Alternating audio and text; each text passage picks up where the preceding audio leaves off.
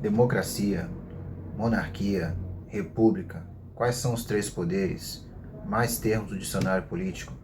Depois da vinheta, agora passado o período das eleições, vou explicar, elucidar um pouquinho de alguns desses termos muito importantes e referentes, né, a todo esse universo maravilhoso da política. Vem comigo.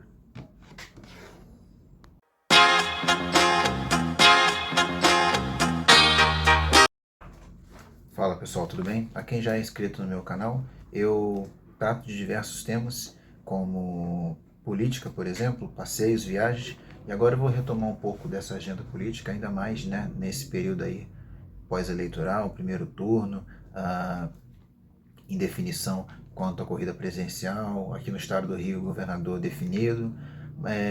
A gente até nota um interesse maior das pessoas por política, mas elas ainda fazem muita confusão com os termos, então eu tenho aqui a pretensão, né, de elucidar alguns deles. Para você que chegou agora, muito obrigado, já curte, compartilha esse vídeo, se inscreve no canal porque é muito importante para mim. Falando um pouco sobre o conceito de democracia. Ele é conceitualmente parecido com a república, por isso que as pessoas até se confundem, né? Só que uma diferença. A república, gente, é a organização política. A democracia em si é um ideal, ou seja, a república em si é algo mais concreto e a democracia é um ideal que pode sim ser aplicado numa república. Por exemplo, o nosso país é uma república, só que ele vive um regime democrático desde 1985, claro, é uma abertura gradual lenta, mas nós vivemos aí mais ou menos 34 anos de plena democracia a partir da Constituição de 1988, que inclusive nesta semana faz aniversário. Explicando um pouquinho o que é a democracia, agora vamos para a república.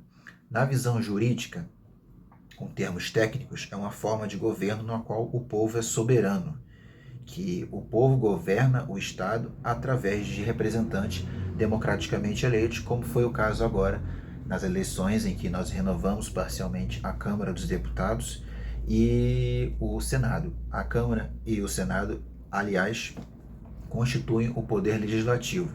Ambos unidos formam o que chamamos de Congresso. Falando um pouco sobre o que é monarquia, que é o exemplo do Reino Unido. Há dois tipos delas, a absolutista e a parlamentarista. É uma forma de governo em que um rei, um imperador, enfim, um monarca, né, como está implícito na palavra, governa, exerce um papel político. No caso absolutista, isso é mais evidente, é ele quem de fato manda, como é o caso da Arábia Saudita, que tem um rei. A Arábia Saudita, aliás, que é nada mais nada menos do que um feudo de uma família real que governa, inclusive com mãos de ferro, né? Muito autoritarismo, aquele país. Só que no caso do Reino Unido isso acontece de forma mais passiva, pois é o primeiro-ministro que hoje, inclusive houve uma troca recente, quem propriamente lida com questões administrativas desse extenso país. O Reino Unido, aliás, vale lembrar, não é formado apenas pela Inglaterra, é formado também pela Irlanda do Norte, Escócia, País de Gales. Falando um pouco sobre os três poderes que constituem a nossa república: executivo, legislativo e judiciário. O poder executivo tem como figura principal o presidente. O poder legislativo tem como figura principal o presidente do Senado, que é inclusive o presidente do Congresso, embora o presidente da Câmara dos Deputados também tenha a sua importância. Hoje, no Poder Executivo, a gente tem como presidente Jair Bolsonaro, como no Legislativo a gente tem o Arthur Lira e no Senado a gente tem o Rodrigo Pacheco. Houve eleições agora e busca se renovar ou então dar um novo mandato a integrantes desses poderes. O Poder Judiciário tem como presidente hoje, se eu não me engano, o Luiz Fux, né? O Poder Executivo ele tem como função executar as leis.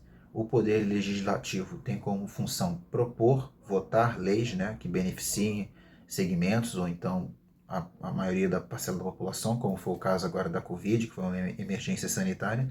E o Poder Judiciário tem como função fiscalizar e garantir a aplicação dessas leis. Esses três poderes, numa república sadia, atuam harmonicamente. Aqui no Brasil, no meu modo de ver, há muito desequilíbrio entre esses três poderes, eles não atuam harmonicamente, né? Há acusações por parte de críticos do judiciário de que o judiciário está legislando e o judiciário em si passa pouca segurança jurídica na visão de quem defende as respectivas casas hoje, o poder executivo e o poder legislativo. Explicando agora sobre um outro termo, autarquia. Resumidamente, na letra fria do dicionário, a autarquia é uma forma de governo em que um grupo ou indivíduo tem um poder absoluto sobre a nação. Exemplos de autarquia, que não é o caso exatamente de um poder absoluto sobre a nação, mas nós temos exemplos no caso de uma república como é o Brasil. Aqui, na cidade do Rio de Janeiro, há o Centro Cultural de Tradições Nordestinas, que é um exemplo de autarquia, pois ele autogere, ele cuida de si mesmo, né? Há três tipos, inclusive, de autarquia. Autarquia comum, um regime especial, fundacional, 4, aliás, e associativa. O INSS, Instituto Nacional de Seguridade Social, é outro exemplo de autarquia, pois há uma gerência, de certa forma, independente dos três governos. É isso, é um vídeo mais curto, explicando só alguns desses termos. Se vocês gostam, se interessam mais por ele, deixa nos comentários, me diz a sua opinião sobre o que achou no vídeo. Falando um pouco sobre eleições, a gente teve aí o primeiro turno, em que se provou três coisas, que o atual mandatário teve uma votação além do esperado, seus ex-ministros foram eleitos e nomes ligados ao bolsonarismo, né?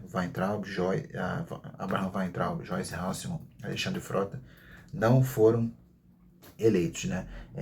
Curtam, compartilhem, se interessem cada vez mais por política, que a minha ideia é fazer mais vídeos explicando outros diversos termos que existem sobre o tema. Esse foi um vídeo mais introdutório. Muito obrigado e até a próxima.